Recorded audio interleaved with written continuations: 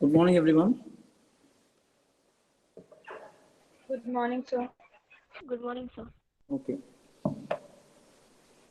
so today I'll take lecture on plyometric training.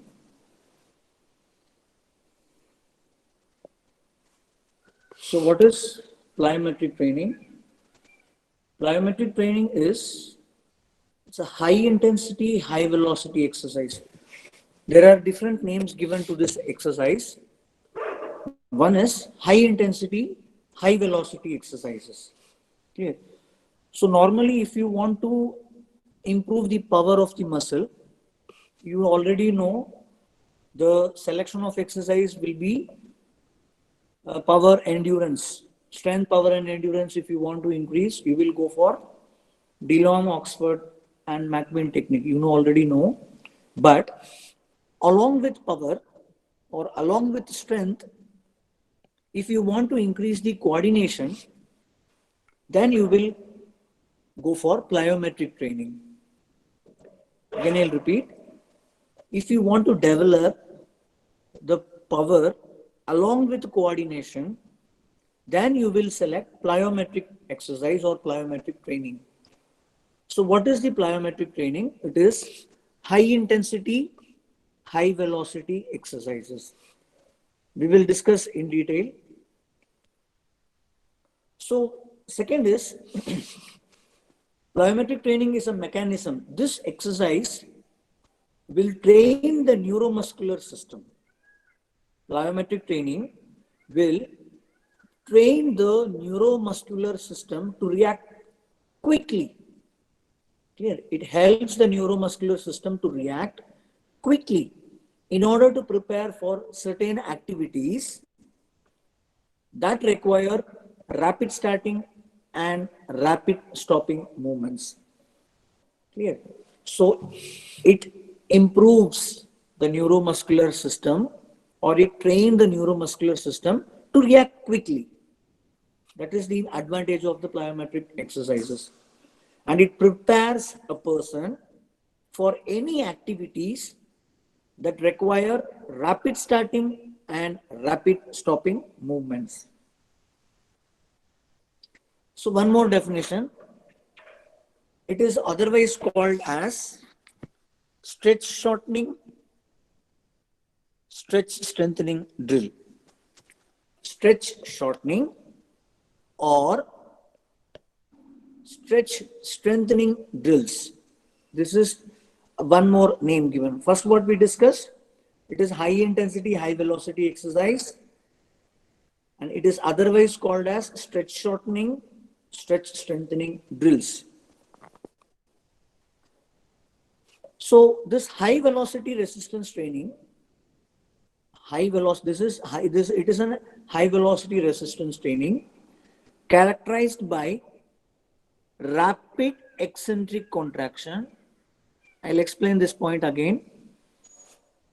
This plyometric training is characterized by rapid eccentric contraction followed by resisted shortening contraction. You know what is shortening? It is concentric contraction. Clear? High velocity resistance training is characterized by rapid. First, you will go for rapid eccentric contraction. For any muscle, you go for rapid eccentric. You know what is eccentric? Eccentric means lengthening. Clear? The muscle should be lengthened rapidly. First, you should first you should lengthen the muscle. That is eccentric contraction, and this should be done rapidly. Clear? And which is immediately followed by resisted concentric contraction. Rapid eccentric contraction, resisted concentric contraction. Rapid eccentric contraction is followed by resisted concentric contraction of the same muscle. You take any one muscle and you stretch the muscle rapidly, Eccentric contraction means lengthening. Lengthening means stretching. Clear? You are rapidly stretching the muscle or you are rapidly contracting the muscle eccentrically. Immediately what you should do, you should give concentric contraction. You should give concentric contraction and that should be resisted. So this is the method. We will explore later. Okay. So there are three phases are there in plyometric exercises. Three phases. Clear? First is stretch cycle. What is stretch cycle? Already I have told. Muscle you are eccentrically. First one, eccentric contraction.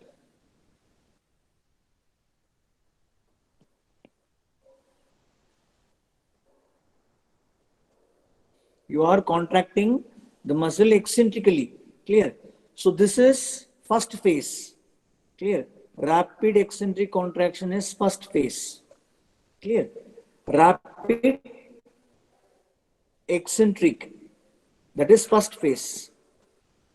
Clear? And third phase is shortening cycle.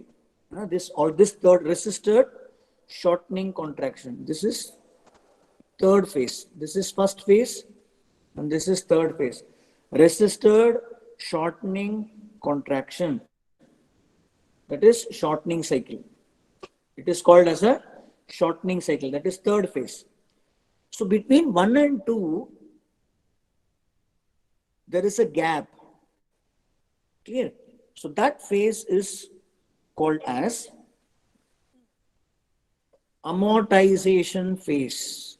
This is called the second phase. So first is stretch cycle, second is amortization phase, and third is shortening cycle. So that is what I have explained here. First phase is rapid eccentric contraction, and between 1 and 2 there is a space or there is a time period between stretch and shortening. That is between first phase and second phase, there is a time period. This time period is called as amortization phase. I think you are clear. So again, the definition is high velocity resistance training characterized by rapid eccentric contraction, which is called as stretch cycle. Which is called as a stretch cycle. Which is called as a stretch cycle, during which the muscle elongates and immediately followed by the rapid reversal movement. That is, immediately after stretching, immediately the muscle should be shortened. Clear? But this shortening should be against resistance. Clear?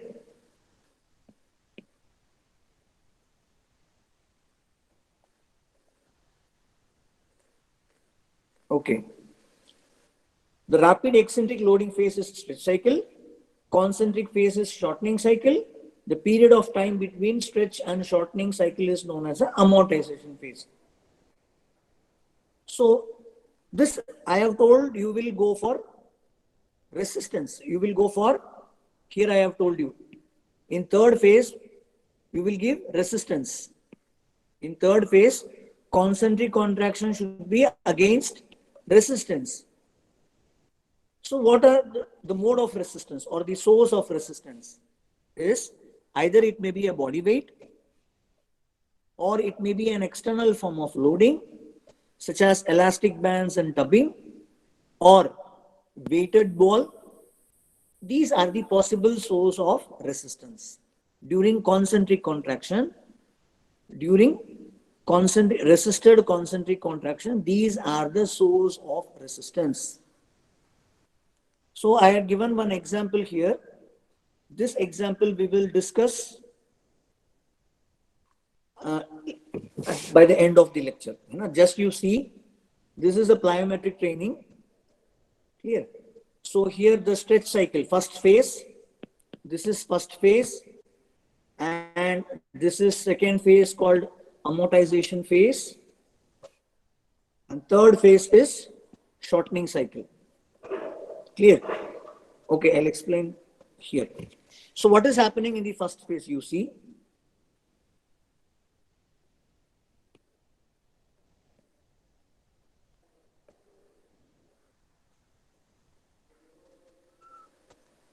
clear?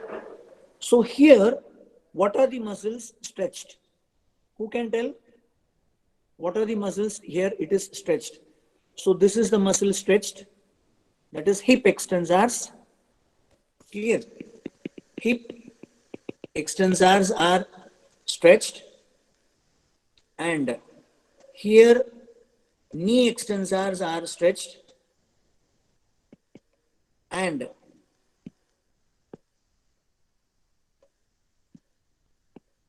here plantar flexors are stretched. So three muscles are stretched.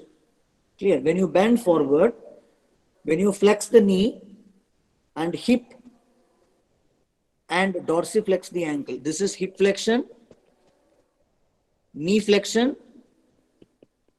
and ankle dorsiflexion. So in this position, three groups of muscles are stretched. Clear? One is hip extensor, second is knee extensors, and third is ankle dorsiflexors. So these three muscles are stretched. Clear? And from this position, the patient, he jumps off the platform. You know, this is the platform. Clear? From the platform, he is jumping. Clear? Now he is jumping here. Clear? So now, from this position to this position, what happens? This phase is called amortization phase. That is second phase. And now, you see the third phase. Third phase is shortening cycle. When he is jumping back, clear? So all the three stretched muscles, that is hip extensors, knee extensors, ankle plantar flexors, all these muscles, now it will strengthen. Clear? Concentric contraction will occur to all these. In first, it is eccentrically. In first phase, the muscle is eccentrically contracted. Clear? From when he jumps from the platform to down, clear? So it will stretch. Clear?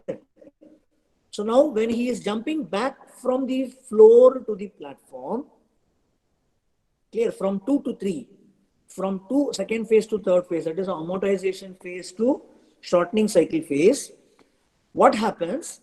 The muscle which is stretched, three muscles, now it will contract concentrically, and the body weight itself, it acts as a resistance. Body weight is used as a resistance while the muscle is undergoing concentric contractions. I think you are clear. So this again we will in detail we will discuss later. I'm having another example. Okay. So there are two influences are there. How with this helps? How the plyometric training helps? And what is the mechanism? So there are two mechanisms are there. One is, there are two influences. That is, one is biomechanical influence, and second one is neurophysiological influence. So we will be studying 2 points here.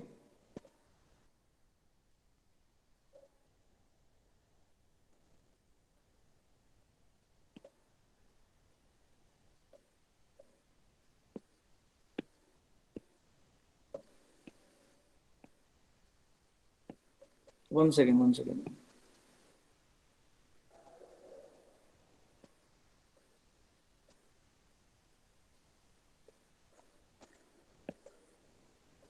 Okay. So now, first is biomechanical influence. So plyometric training utilizes series of elastic properties or series elastic properties of soft tissue, and the stretch reflex of the neuromuscular unit. Clear? First one is biomechanical influence, that is series of elastic properties of the soft tissue is used. For example, okay, the spring-like properties of series of elastic components of the muscle tendon unit create elastic energy during the initial phase. What is elastic energy? Okay, during initial phase, elastic energy is created. Clear? Whenever you are stretching the muscle, clear? Okay, I'll explain again. So here, first I'll explain this diagram. So here I had mentioned SEC, PEC and CC. So what does it mean? SEC means series of elastic component. SEC means series of elastic component. And CC means contractile component. CC is contractile component.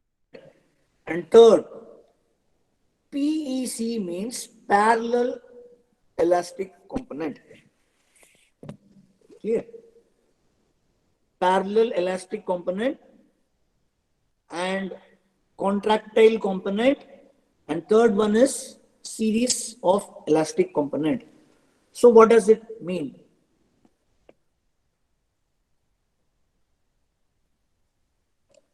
You know the arrangement of muscle. Clear? This is the arrangement of muscle. Clear? So the muscle fiber, clear, this is muscle fiber and this is fascicle and endomysium, epimysium. Clear? So fascicle is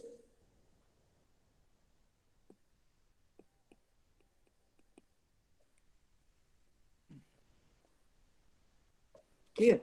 So what is contractile unit here? What is the contractile unit in this image? Actin myosin filament or the contractile unit. Clear? And what is non-contractile unit? Non-contractile unit are endomysium, epimysium, ardis and perimysium. These are the what? Non-contractile unit of the muscle. And this one is the contractile unit of the muscle. That is actin and myosin together. Clear? This is contractile unit and these three are non-contractile unit. So now,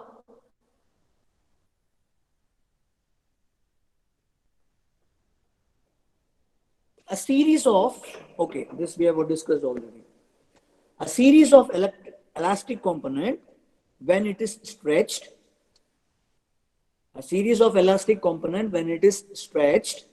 clear. What is elastic component?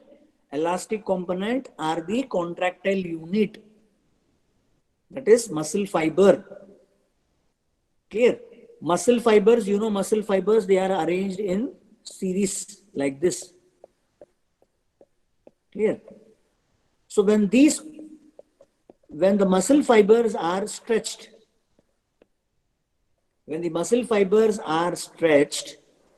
what happens? It stores the elastic energy. Clear? Series of elastic component, this is nothing but contractile unit. Clear? It is contractile unit. When you stretch the contractile unit, what happens? Elastic energy is stored. For example, if you stretch the elastic band, rubber band, when you stretch the elastic band and when you leave, what will happen? It will move from one place to other place. Clear? You stretch the elastic band, you stretch the rubber band. What is happening? When you stretch the elastic band, it stores the energy. It stores the elastic energy. And when you leave the rubber band from your hand, it will go and fall at a distance. Clear? So that during stretching, the energy is stored, and that stored energy is used for the displacement of the rubber band. Clear? Same way here, what you are doing when you are stretching the muscle, that is in first phase. In first phase, what you are doing? In first phase, what is the first phase? Stretch cycle. Clear? In stretch cycle, what you are doing? You are stretching the muscle. You are stretching the series of elastic component. This is first phase. You are stretching the series of elastic component, and when you are stretching, what happens? The energy is stored within the muscle. Elastic energy is stored within the muscle. That is in first phase. Clear? Okay. This is called SEC. Then what is called PEC? PEC is a parallel elastic component, that is epimysium, endomysium, endomysium and perimysium. All these are called as parallel elastic component. Parallel elastic component. Why it is called parallel? Because you see, this is muscle. Clear? And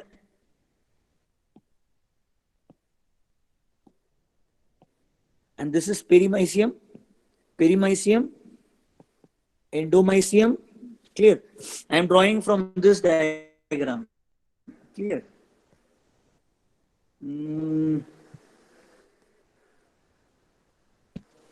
I'm drawing from this diagram. Clear? See the muscle fibers and endomysium and perimysium,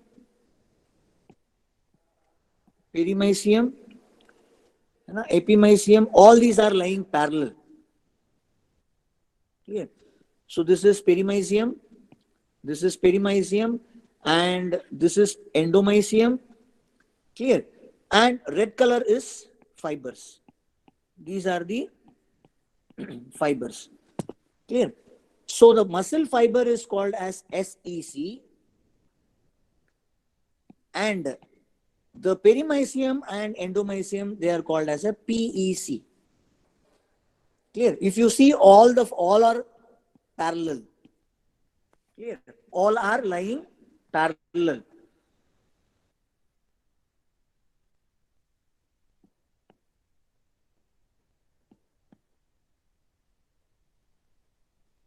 The parallel elastic component PEC, that is epimysium, endomysium and sarcolemma, they exert the passive force. They exert the, when you stretch the PEC, they exert passive force. When you stretch the SEC, clear, you will get an active force. So passive force is generated by PEC. When you stretch the muscle, both the contractile unit and non-contractile unit will stretch. Both will stretch. Endomysium will stretch, epimysium will stretch, and muscle fiber, contractile unit, that is myosin and cross bridge formation actin, everything will stretch together when you stretch. So two types of energy is stored in the muscle. Clear? And the force is generated by active force and passive force. I think you are clear what I am saying. During first phase, when you stretch the muscle, you are stretching both SEC and PEC. PEC is a parallel component, and SEC, which is the contractile unit, they are also parallelly lying. When you stretch all these components, two types of force are developed. One is active force, other is passive force. Active force is developed by SEC, and passive force is developed by PEC. Okay. This is first phase. The length of the stretch and rate of the stretch are going to improve the amount of force. The rate of the stretch and length of the stretch is going to improve the amount of the force. Clear? Suppose you take a small rubber band, clear, and you are stretching from position A to B. Clear? This is neutral position, and you are stretching, here you are stretching the rubber band. Clear? Elastic band.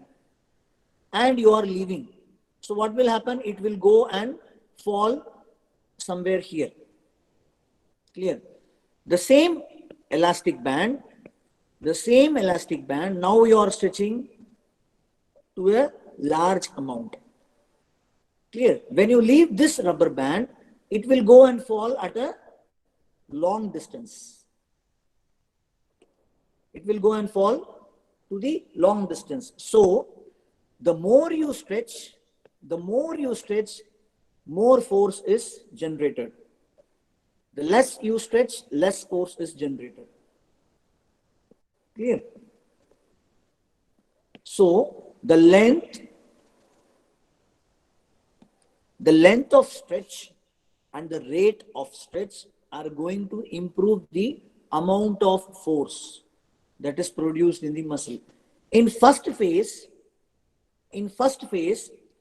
if you stretch the muscle, if you go for less stretching, clear, force produced, that is active force and passive force produced and in the muscle, by the muscle, will be less. When you stretch more, then active force and passive force produced by the muscle will be more. So that is what mentioned here. Clear? The length of the stretch and rate of the stretch are going to improve the amount force that is produced in the muscle. So this is the diagram which we have already discussed. PEC, SEC we have discussed from this diagram. And here if you see, one example I had given, ATF means Achilles tendon force. Achilles tendon force. And this is an EMG activity. This line represents EMG activity. And this line represents amount of force produced by the tendon Achilles or Achilles tendon force. Clear? So here in two diagram, in first diagram, the muscle is stretched, tendo-Achilles muscle, calf muscle is stretched. Clear? 0.44 radian per second. Clear? This is the rate of stretching. Here you see the rate of stretching is 1.2 radian per second. Clear? So here you are stretching less and here you are stretching more. Rate of stretching here is less in A, and B it is more. So see what is happening to the force. Clear? The EMG activity is, you see the EMG activity is somewhere here. This is the peak EMG activity, and this is the peak production of force. Clear? Force production of tendo-Achilles. Here you are stretching less and here you are stretching more. Clear? Now you see the peak production of the force, that is active force and passive force.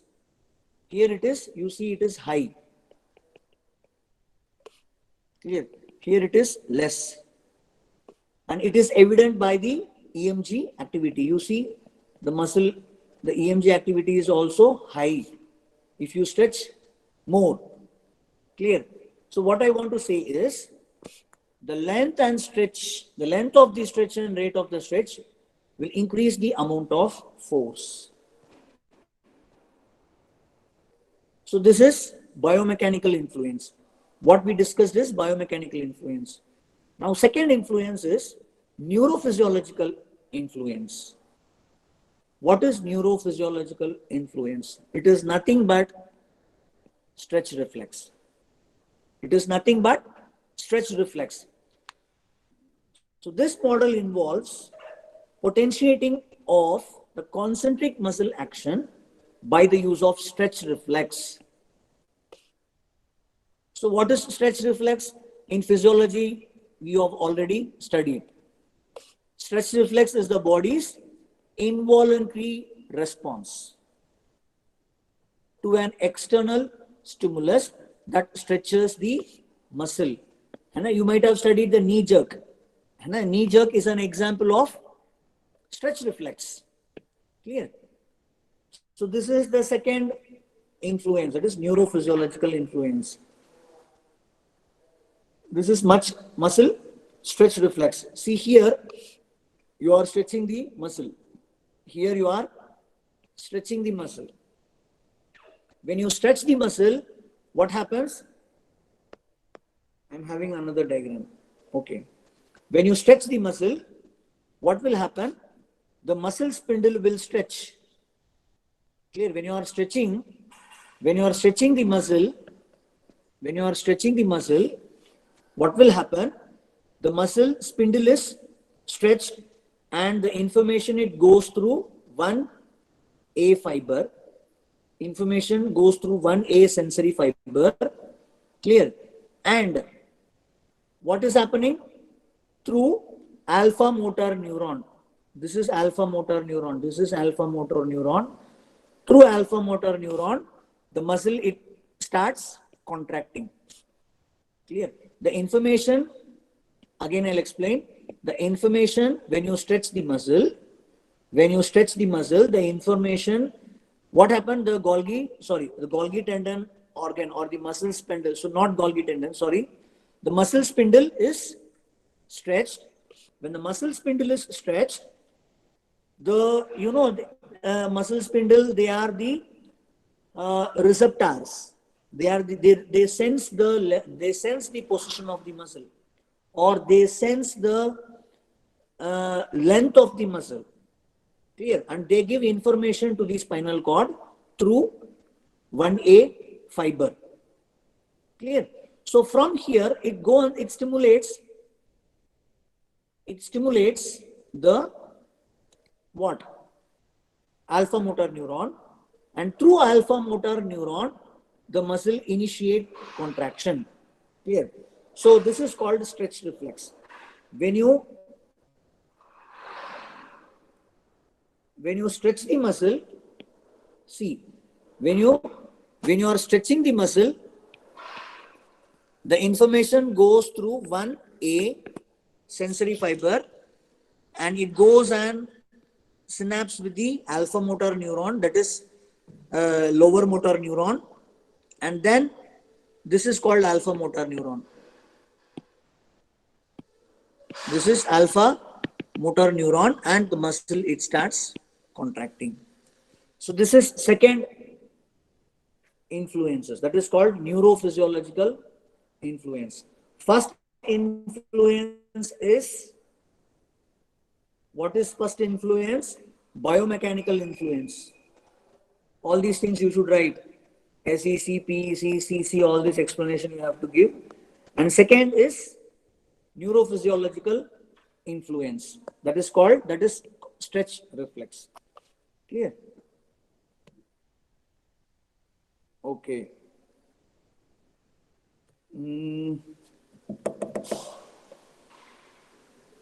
So this, what is this? This is first phase.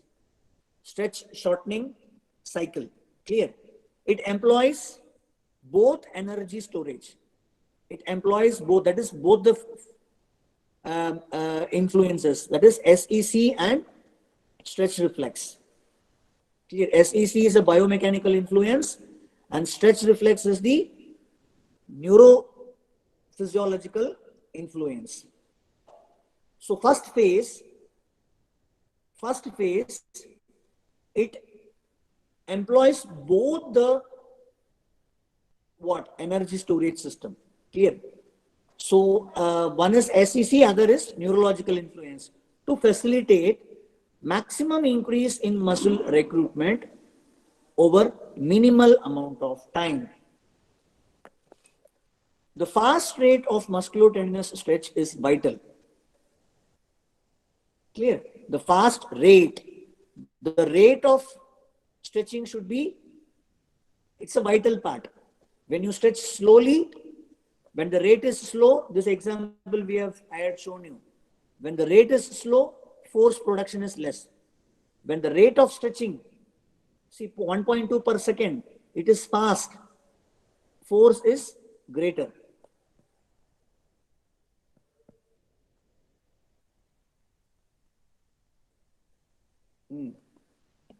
So a fast rate of musculotendinous stretch is vital to muscle recruitment and activity resulting from SSC. So these are the three phases I had given in the tabulation form. First phase, eccentric phase, or what phase we have already discussed.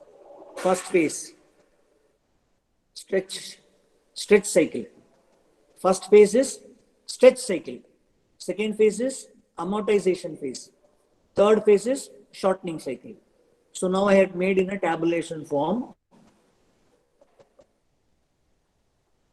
Stretch cycle.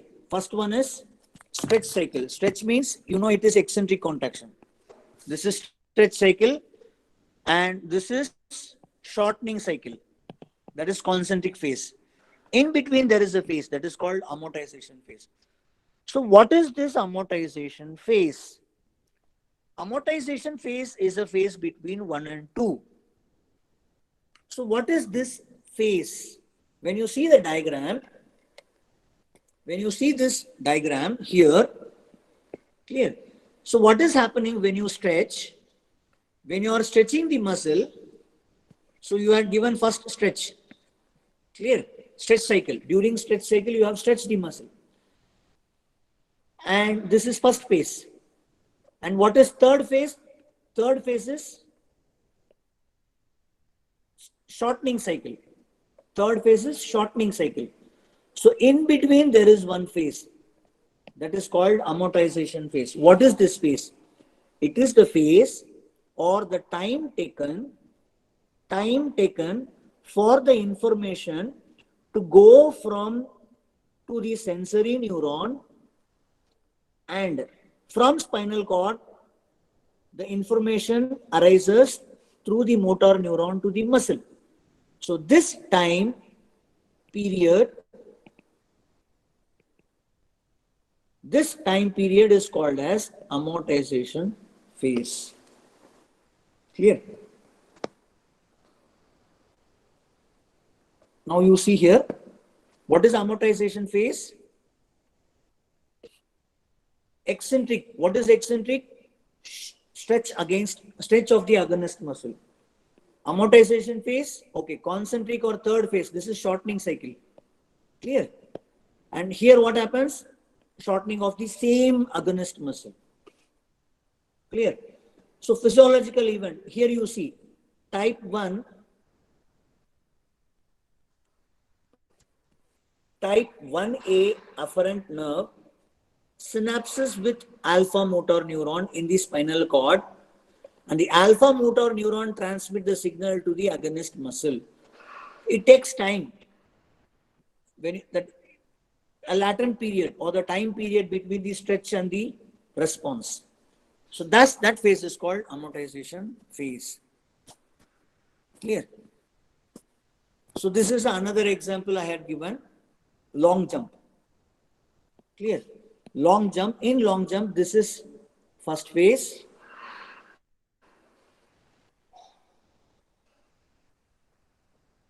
One second.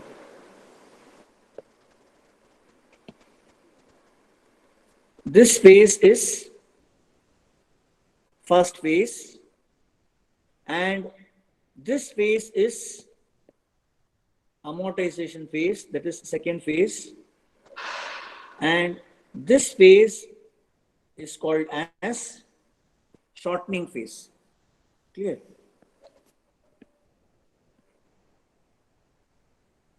See, now you see what is happening here in first phase. This is second example. First example I have taught you from jumping from the platform. Now this second example is long jump. So now you see in first phase what is happening. The muscle is, see, this is plantar flexion. This is plantar flexion. This is dorsiflexion.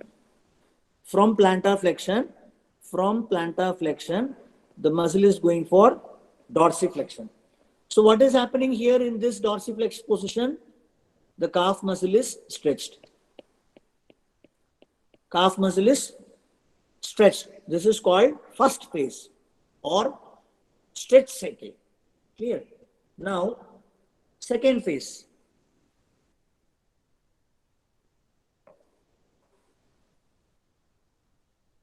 Second phase, you see, sorry, this is not second phase, this one.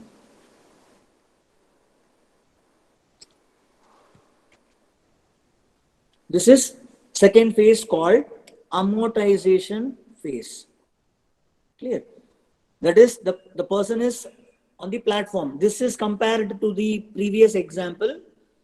The patient is on the floor. Clear? And third phase is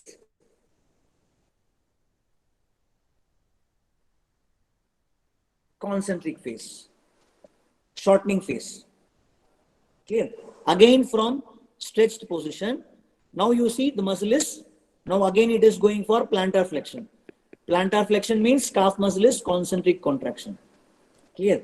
Previously it is eccentric contraction.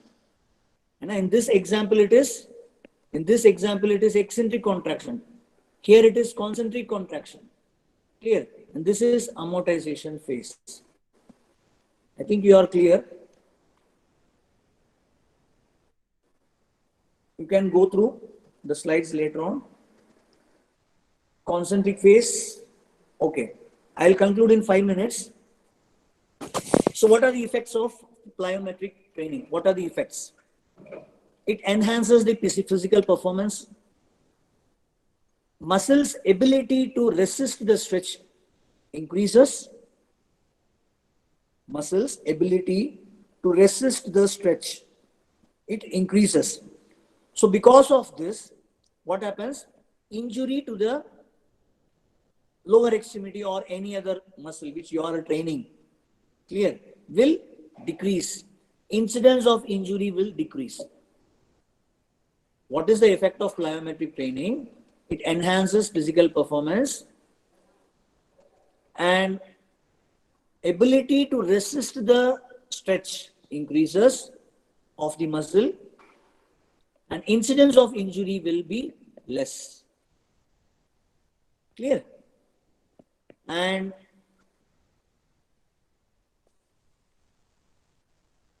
so where it will be, where you can apply this? So these exercises can be applied in the later stage of rehabilitation of an active individual. Clear? This should not be given in the patient with injury. And this will be a later part of the rehabilitation. And plyometrics should not be used where you should not use if the patient is having any inflammation, pain, or any instability, joint instability, then plyometrics is contraindication. Patient should have adequate base of muscle strength. First, you have to strengthen the muscle. First, you have to increase the endurance. That is the base. Clear? As well as flexibility of the muscle should be normal. Clear? Then only you will advise the patient to go for plyometric training. The plyometric drill should be designed with specific functional activity. Clear? You will train the patient according to the functional activity. How we will progress should be performed rapidly. You know, as the rate increases, force generation increases. So emphasis should be on the rapid stretch. Clear? Rate of this already we discussed. Rate of stretch of contraction is more important than length of stretch. You can stretch little, or in other words, you can. I think it from the sentence it is clear. Clear. The rate is important than length of the stretch. Length of the stretch is not important to increase the force. Rate of the stretch is an important component. So emphasis should be placed on decreasing the reversal time. What is this reversal time? It is amortization phase. Amortization phase should be very short. Amortization phase should be short. This trains the muscle to generate tension in the shortest time possible. Clear? So in the first example, if a jumping activity is performed, clear? So what does this mean? That is reversal time. I have told you the reversal. What? You have to decrease the reversal time. Clear? What does it mean? What does it mean? In this example, that is jumping activity, what is the progression? Progression is the plyometric activity should center on reducing the time on the ground between each jump. Reducing the time is the progression. Reducing the time on the ground is the progression.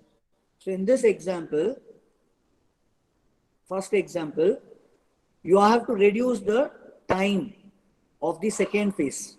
Clear? So in this first phase, patient is jumping from the platform to floor, and